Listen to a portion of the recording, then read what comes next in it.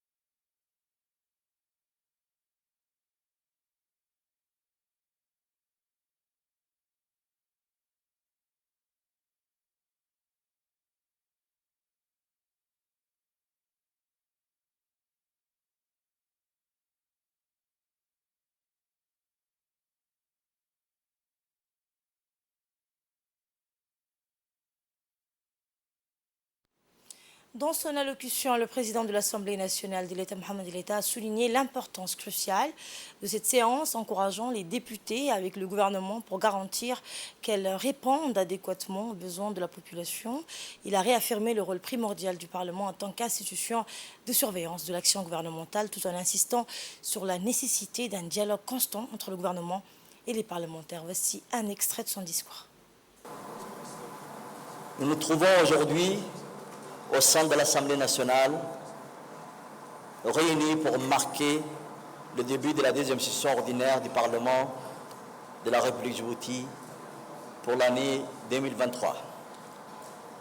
Je tiens à accueillir chaleureusement Monsieur le Premier ministre, les membres du gouvernement, nos honorables députés, ainsi que les distingués invités du corps diplomatique, des organisations internationales, des institutions de la République et toutes les autres personnalités présentes au sein de l'auditoire ici aujourd'hui.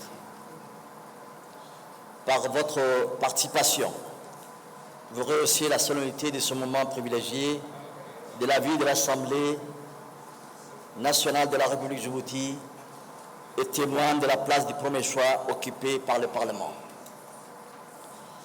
Avant d'entamer mon discours, je voudrais de prime abord partager avec vous ma réflexion sur le tremblement de terre du jeudi dernier.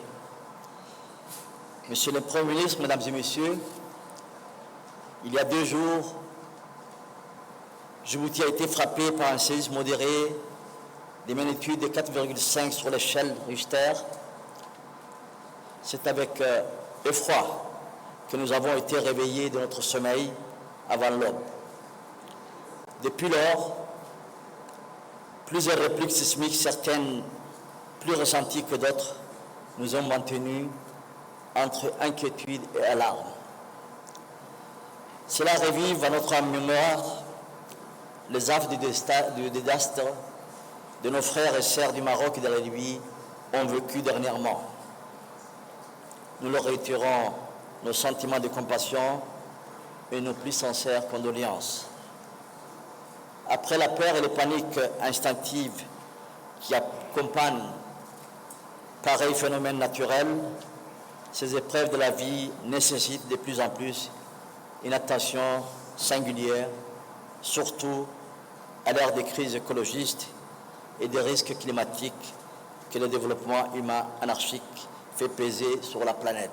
Il semble que nous devions mettre l'accent autant que possible sur les efforts nationaux visant à prévenir et à surmonter les conséquences des catastrophes écologiques. Dans le même esprit, nous appelons l'exécutif à s'engager activement dans la sensibilisation de nos compatriotes aux enjeux du changement climatique, à l'instar du dernier sommet africain sur le climat à Nairobi, placé sous le signe de la prise de conscience d'une plus grande responsabilisation du pays, grand pollueur dans le monde. Monsieur le Premier ministre, honorables députés, distingués invités, pour revenir sur les enjeux et les prémices de la plénière de ce dimanche 1er octobre, l'ouverture de la seconde session ordinaire pour la première fois dans la 9e législature survient près de 7 mois après les élections législatives de février dernier. Durant la campagne électorale, nous n'avons ménagé aucun effort. Les joutes lors du scrutin furent de longs moments de retrouvailles et de partage avec le peuple qui a souscrit à nos idées et adhéré à notre programme inspiré de la vision et des ambitions du chef de l'État. Au cœur de nos fiefs territoriaux respectifs, nous avons su gagner le cœur des électeurs qui nous ont accordé leur suffrage pour mieux défendre leurs intérêts et porter leurs préoccupations devant l'exécutif. C'est donc à présent, détenteurs des aspirations de nos concitoyens, que nous devons aborder les chantiers à venir avec motivation et enthousiasme pour servir au mieux à la hauteur de leur confiance et de nos responsabilités. Le Premier ministre Abdelkader Kamel Mohamed a en premier lieu tenu à rappeler les effets du séisme de ces derniers jours, précisant que les séismes sont des phénomènes qui ont toujours existé. Il a précisé qu'aucune perte humaine et matérielle n'est survenue et que le gouvernement a pris depuis le début tous les moyens nécessaires afin d'agir à la sécurité de la population. Une fois cela terminé, il a procédé à une fresque sur la politique générale et les actions cadres concernant le budget de l'État, l'inflation et bien d'autres thématiques relatives à cela. Mesdames et messieurs, très heureux de me retrouver auprès de vous après ce congé du Parlement. Récemment, le président de la République a effectué la rentrée politique en s'adressant au gouvernement. Il a précisé le cap à suivre. À cette occasion, il a indiqué les lignes d'effort pour lesquelles des résultats à court terme doivent être atteints. Le président de la République a réaffirmé à cette occasion le rôle prépondérant qu'il accorde à la politique sociale pour laquelle des résultats importants ont été déjà obtenus. Nous y reviendrons tout au long de mon allocution. Le dialogue que le gouvernement engage avec les parlementaires aujourd'hui conforte bien évidemment la démocratie. Il me permet également de m'adresser à travers vous à l'ensemble des Djiboutiennes et des Djiboutiens. Mesdames et messieurs, nous savons que la politique budgétaire est un moyen d'ajuster la politique gouvernementale à la conjoncture nationale. La loi des finances 2024 que nous examinerons s'inscrit dans le cadre du plan national de développement que nous avons dénommé Djibouti ici, inclusion, connectivité, institution. Ce plan a par ailleurs été préparé, je le rappelle, pour correspondre à la vision du chef de l'État dans la perspective des objectifs de développement durable. Il est régulièrement mis à jour pour tenir compte des aléas et contraintes économiques internationales, comme par exemple des effets négatifs subis au cours de ces dernières années. En effet, nous avons traversé des périodes difficiles aussi bien sur le plan international que régional. Des adaptations ont dû être effectuées. À la longue crise sanitaire de la Covid-19, au conflit dans la région et en Europe, s'est rajoutée la sécheresse dans la Corne de l'Afrique. De ce fait, la reprise économique reste fragile aussi bien dans le monde que chez nous. Les perspectives de croissance sur le plan international sont revues à la baisse. Dans les économies avancées, les taux de croissance devraient fléchir à 2,3% en 2022 et 1,3% en 2023. Dans les pays émergents, dans les pays en développement, compte tenu du ralentissement des économies chinoises et indiennes, le taux de croissance pendant cette période se situeront autour de 3,8%. Or, l'environnement économique mondial a une forte influence sur notre économie, largement ouverte sur le monde extérieur. Ainsi, en 2022, à l'instar de ce qui a été fait dans tous les autres pays, notre croissance a été aussi revue à la baisse à 3,6%. Je rappelle que la croissance du PIB réel est de l'ordre de 7,5 jusqu'en 2019 et qu'elle avait chuté à 1,2% en 2020 pour reprendre en 2021 à 4,4%. Selon le modèle économique de Djibouti, sur lequel le ministère du Budget travaille depuis plusieurs années pour l'élaboration du budget en collaboration avec les autres départements financiers, les prévisions de croissance sont de 5,7% pour 2023 et 7,7% pour 2024. Ceci permet d'espérer un taux de croissance égal à ceux qui étaient constatés avant les crises de 2020 à 2022. Mesdames et messieurs, je voudrais en préambule évoquer avec vous un autre indicateur que le gouvernement prend en compte dans la préparation du budget qui est important non seulement pour la vie économique du pays, mais aussi surtout pour nos concitoyens les plus pauvres. Il s'agit de l'inflation. L'inflation à Djibouti est surtout une inflation importée. L'augmentation des produits pétroliers, des produits alimentaires, des matériaux de construction, des coûts de transport pèsent fortement sur notre indice des prix. Afin de préserver les populations vulnérables des répercussions sur les prix locaux et de ces hausses des prix à l'étranger, le gouvernement a décidé de subventionner les produits de première nécessité. Les suppressions des taxes sur les produits alimentaires ont ainsi causé une perte fiscale de l'ordre de 4 milliards de francs Djibouti. Il en a été de même pour le maintien des prix des produits pétroliers nécessaires pour éviter des hausses en chaîne. En effet, maintenir les prix à la pompe a également entraîné une perte fiscale qui avoisine aussi les 4 milliards de nos francs en année pleine. Pour freiner l'inflation d'origine locale, les commerçants ont été obligés d'appliquer une réduction des marges sur les produits de première nécessité.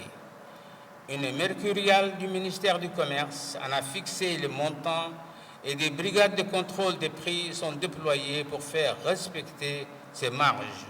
C'est ainsi que nous avons réussi à maîtriser l'inflation. La préparation du budget impose également que ce soit ajusté le programme d'investissement en cours. Ceci permet au modèle économique de Djibouti d'estimer à court terme les impacts sur les recettes et les dépenses. Pour 2024, celle-ci devrait s'équilibrer à environ à 144 milliards de nos francs. Les investissements qui ont été faits résultent de la volonté du président de valoriser tous les potentiels que peut offrir le pays. Le secteur des transports en premier lieu, mais aussi ceux de télécommunications, de l'énergie, de l'eau, de l'assainissement, du commerce régional et de la construction, pour ne citer que les plus importants. En effet, nous avons constaté pendant la période de crise que le secteur du bâtiment, des travaux publics était devenu très important. Il a même pris le relais du secteur des transports pour être le moteur de la croissance lorsque les crises régionales ont ralenti le trafic portuaire. D'abord, donc, le développement du secteur des transports est à l'origine de notre forte croissance. Il a été basé sur la construction de nombreux ports, des grandes zones franches offrant les meilleures conditions d'investissement aux opérateurs privés. La croissance de la diversité du trafic maritime, cumulée avec la position de Djibouti sur les routes maritimes, offre de ce fait de multiples opportunités aux investisseurs. C'est ainsi qu'un opérateur privé a pu s'appuyer sur les importantes infrastructures existantes pour mettre en œuvre un dock flottant des réparations navales modernes.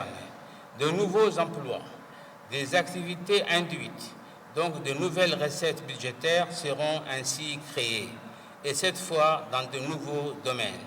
C'est aussi grâce à la capacité de nos infrastructures que l'ONU a désigné notre pays pour les opérations de transvasement du pétrole qui est à l'intérieur des pétroliers Safer au large du Yémen, afin d'éviter une éventuelle catastrophe environnementale de grandes ampleurs dans la sous-région. C'est également basé sur cette perspective de développement que le gouvernement a engagé la construction de nouvelles zones portuaires et industrielles de Damirjo. Le secteur pétrolier et industriel pourra s'y développer, mais l'État restera le propriétaire de ces infrastructures de base. Le réseau routier reliant toutes les zones portuaires de Djibouti à toutes les régions et à son hinterland continueront à être modernisés régulièrement pour offrir les meilleures conditions de circulation. Ceci sera fait continuellement pour accroître l'efficacité du hub portuaire régional. Ainsi, la démonstration sur les avantages comparatifs de Djibouti par rapport à ses concurrents dans la sous-région sera faite aux hommes d'affaires. La concurrence n'est pas pour nous une cause d'inquiétude, mais de stimulation. Elle ne pourra que renforcer la compétitivité de nos infrastructures. Il est l'heure de retrouver l'appel à la prière. Je vous retrouve tout de suite après pour le reste de l'actualité. Restez avec nous. Et en ce dimanche 1er octobre 2023 a marqué le début de la deuxième session ordinaire du Parlement de la République de Djibouti pour l'année en cours. Et dans son intervention, le Premier ministre a clôturé sa fresque les actions prioritaires dans le secteur de l'éducation, de la santé et au niveau international. Il a évoqué la dynamique d'une géopolitique changeante. On réécoute le Premier ministre. Le secteur des télécommunications et d'éthique sera le prochain grand moteur de notre croissance. Le président de la République a insisté dans son message au gouvernement sur sa volonté de stimuler notre économie digitale. Après avoir renforcé le volet institutionnel, basé notamment sur le code numérique, le gouvernement veut accélérer la digitalisation de l'économie en s'appuyant sur le secteur privé. Le lancement des Startup Act s'inscrit dans cette optique.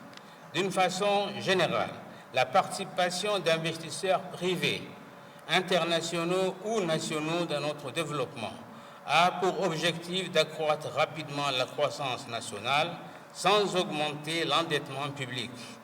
Le président de la République a insisté sur ce point également en demandant que le Code des investissements soit modernisé et que Djibouti soit encore plus attractif. Ainsi, dans ce domaine, après la réalisation d'un nouveau data center par Djibouti Telecom, une station d'atterrage sur un centre de données neutre sont en cours de construction par des investissements privés.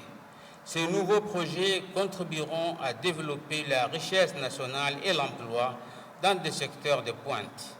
Quant à la privatisation de Djibouti Telecom, elle est toujours d'actualité, mais cela ne se fera pas dans n'importe quelle condition. Les intérêts de l'État seront préservés et la recherche du meilleur partenaire sera poursuivie.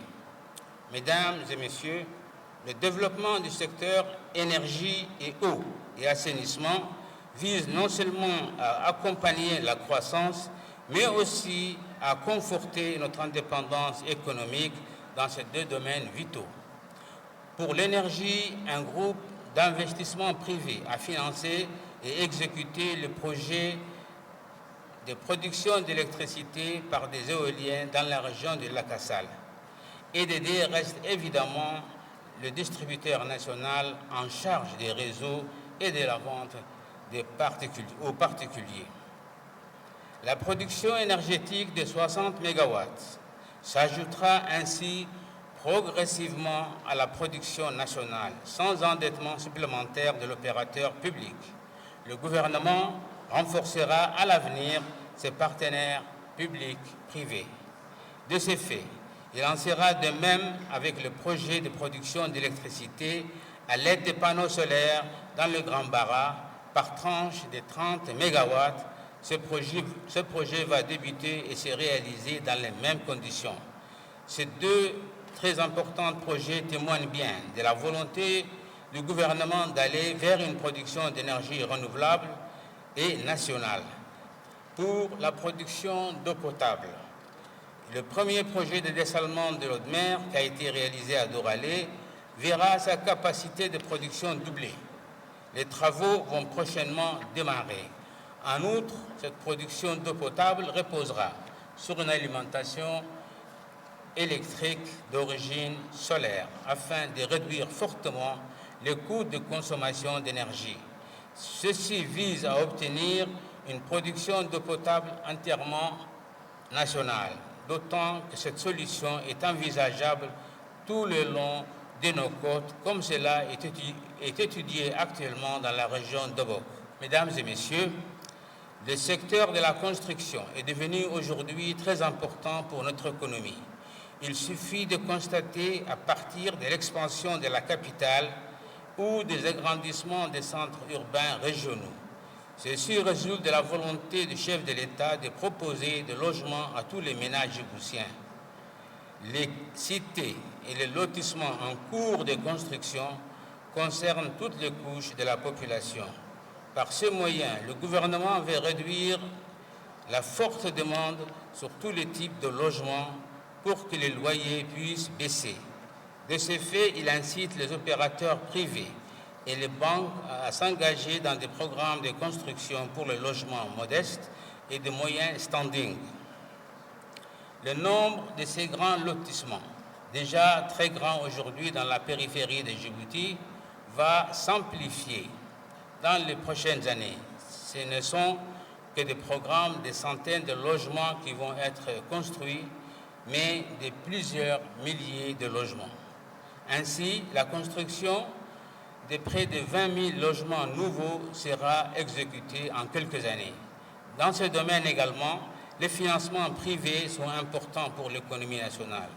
Outre leur contribution à la satisfaction d'un besoin vital pour la population dans des délais rapides, ils augmentent la croissance nationale pour autant d'accroître l'endettement public. J'insiste à nouveau sur ce point car la réduction de la dette publique est un objectif gouvernemental important pour consolider notre budget. La renégociation des accords de prêt destinés à réduire les charges de la dette est en cours. Pour la construction de logements sociaux, par contre, le gouvernement continuera à s'engager dans des programmes gouvernementaux pour aider les couches défavorisées de la population. Il subventionnera une partie du coût de la construction. C'est le moyen pour les logements décents puissent leur soit attribué. C'est un des témoignages de la volonté du président de partager les fruits de la croissance qui est plus particulièrement symbolisé par les lotissements de la Fondation IOG. Et on va maintenant évoquer ce séisme qui secoue notre pays depuis le 28 septembre. L'Observatoire géophysique d'Arta a enregistré un séisme léger de magnitude 4.1 à l'échelle de Richter ce dimanche 1er octobre à 6h24 heure locale dans le golfe de Tadjoura, identifié de type volcano-tectonique. L'épicentre a été localisé à 18 km au nord de la ville de Djibouti, à une profondeur de 7,0 km, soit une distance d'hypocentrale environ 19 km. L'intensité macrosismique dans les zones les plus proches de l'épicentre est de 5 faiblement ressentis.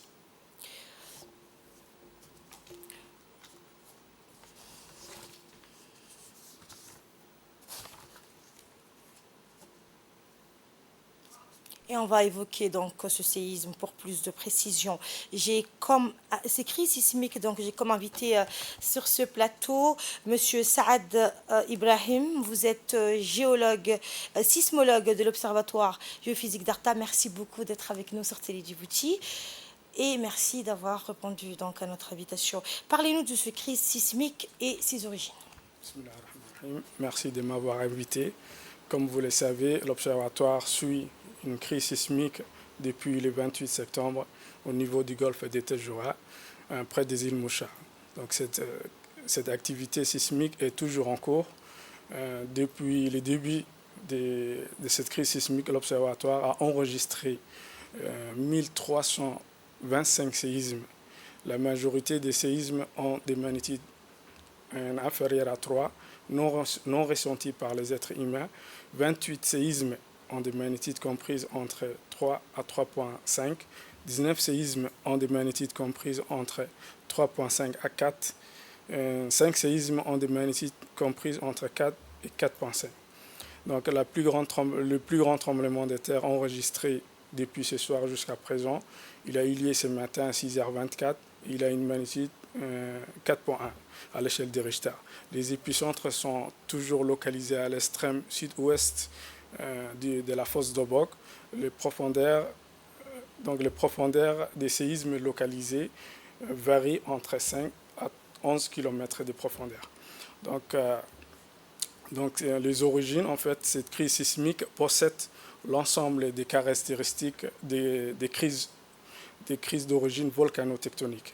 C'est-à-dire, on a une augmentation progressive du nombre de tremblements de terre dans les premières heures, puis c'est constant presque une journée et ça diminue faiblement.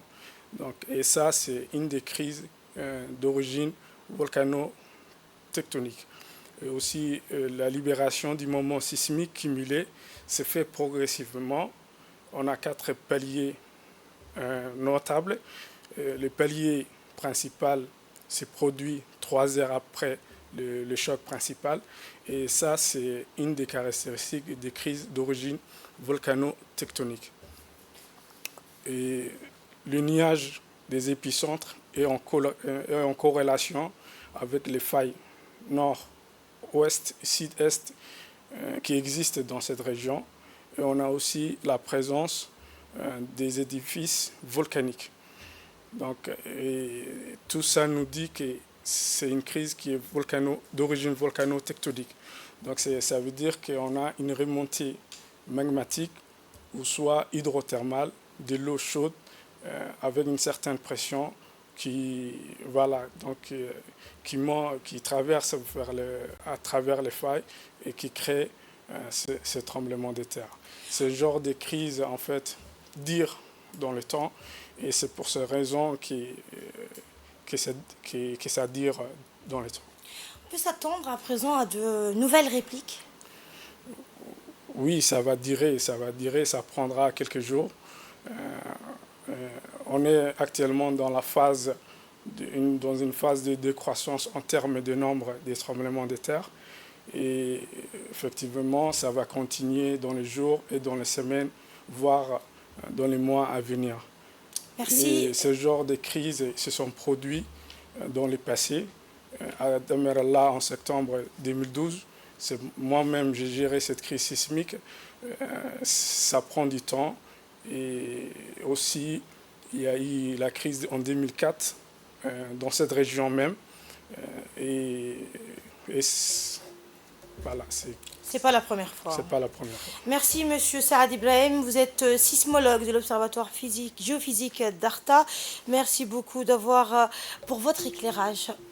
Et dans le reste de l'actualité, fin de la 16e édition du Festival international de musique et de chants spirituels Sam'a, la 16e édition du Festival international de musique et de chants spirituels Sam'a, dirigé par l'artiste Intisar Abdel Fattah, président et fondateur du festival, a pris fin hier. Outre l'Égypte, Djibouti, la Jordanie, le Soudan, l'Algérie, la Roumanie, le Liban, le Canada, le Soudan du Sud, le Maroc, la Palestine, l'Indonésie, la Syrie et les équipes des ambassades étrangères résidant dans le pays ont participé à ce festival.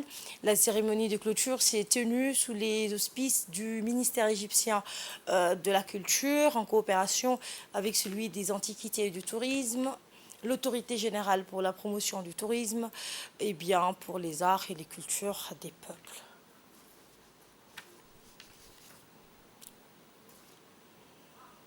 Le projet renforcement de la résilience de la population au changement climatique par l'établissement effectif d'une aire marine localement gérée par la communauté locale à Arta-Plage, porté par l'Association pour la prévention de la pollution atmosphérique, fut lancé jeudi officiellement par le préfet adjoint de la région d'Arta, Mohamed Fouzi Ahmad, et le questeur du conseil régional d'Arta, Ouakar Omar Aden, à la salle de conférence du conseil régional d'Arta.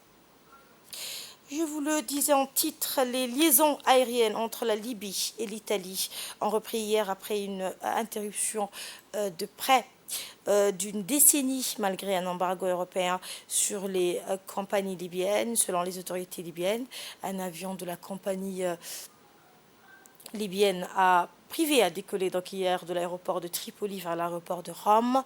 La compagnie lancée en 2022 propose 2 vols par semaine vers Rome le samedi et le mercredi. L'Italie devient ainsi le 2e pays européen après Malte à avoir une liaison aérienne directe avec la Libye, malgré l'inscription depuis 2014 des compagnies aériennes libyennes sur la liste noire des compagnies interdites de survoler l'espace aérien de l'Union européenne. La Libye tente de s'extraire de plus d'une décennie de chaos depuis la chute du régime de Muammar Kadhafi en 2011. Voilà, c'est la fin de cette édition. L'information se poursuit sur notre chaîne YouTube RTD Web. Pour ma part, j'aurai le plaisir de vous retrouver ce soir à 22h. En attendant, bon après-midi et portez-vous bien.